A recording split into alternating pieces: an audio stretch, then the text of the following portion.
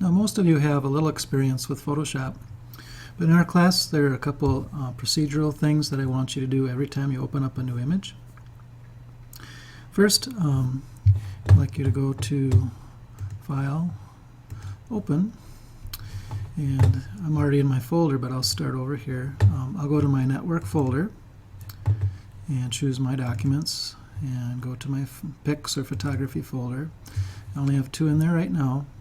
And it doesn't matter which picture you open up to begin with here. Probably be best to open up a portrait, a simple portrait where you have a simple background. I'll choose Madison's dog here first. All right. Now here's the procedure that I want you to follow every time you open up one of your new images the first time. I don't want you to edit in Photoshop the original image in case you ever want to go back to it and you've made a decision to save it already and have made changes and then you regret your decision and then you don't have your original anymore. What I'd like you to do is always go up to where it says Image at the top and choose Duplicate, or Duplicate, Duplicate. And it just says the name of the picture and copy. You'll notice up here on the tabs here, the original, Madison's dog, and here's the copy. So I'm going to close or X out the original so I won't be doing anything to it or any harm to it. And now I will only be editing in the copy of it, so it's a safeguard. So the second thing you should always do is create a duplicate layer in the Layers panel. So a simple way to do it is to right-click and choose Duplicate Layer. And we'll suggest a name for it. You could name it something else. I'll just leave it as background copy. And then typically what I do is I go to the bottom layer and just turn the eyeball off and then go back to the copy, and that's what I edit. And so here's another safeguard for you. In case you do something to the background copy that you don't like and you want to go back to the original, it's a simple matter of deleting the layers that you don't want and go back to your background and make another copy. Another way to make a copy is to drag the background into this button right next to the trash can. And there's probably a few other ones, but those are 2 common ways. All right, we're going to do it one more time. And I'm not going to save this one. I'll choose that other picture. So I'll go File, Open, or Control O. Take a picture of the girl here. And then go up to Image, Duplicate, click OK, close the original, and then either drag down to this button or right-click to create duplicate layer, and then you are ready to edit. So that is the procedure I want you to follow each time. Now, if you are done with your image or you want to continue working on it next time, you need to know how to save and what's file type or file format that you're going to use.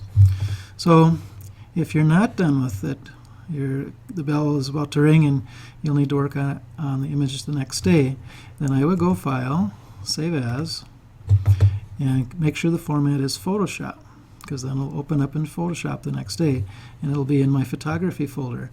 Always double check though. I'll click this diamond or triangle and I check to make sure that I'm in my Photography folder, which is inside my Documents, which is inside my Network folder. So always check your path. Okay. Another way you can do this, you choose Save As, and let's say you're done editing your picture. Then I would like you to choose one of 3 formats. The most common one, the most often that we will use, is called JPEG, JPEG. There's other types of JPEGs, but just use the first one on the list. And then you'll notice that it'll say JPEG here. For most of your images, that's what you'll save as, and then you'll bring those images back into PowerPoint. Although, you might want to choose PNG, and PNG will save any transparent layer that you have. So for instance, I want to get rid of the white. I'll just use my magic wand right now. And I'm not doing a very good job of selecting, but you notice there's a checkerboard pattern here. That means it's transparent. but if you save it as a JPEG, it'll fill back in with white. And sometimes you want your background to be transparent. You're going to put your picture into a PowerPoint, and there's a background that you want to show. And so this transparent area, the checkerboard area, will show right through to your background on the PowerPoint. So then you would choose File, Save As, PNG, and that'll keep the transparency. Other formats that are common, TIFF. Although for this class we're not going to use TIFF, it just will save your file with a lot more detail than JPEG, but these files are much bigger, but you get better quality with TIFFs. You do not need to use TIFFs for your PowerPoint presentations. You only need to use JPEGs and PNGs.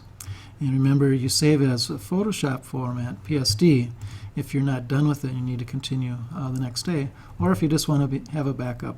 So if you change your mind later, you can save.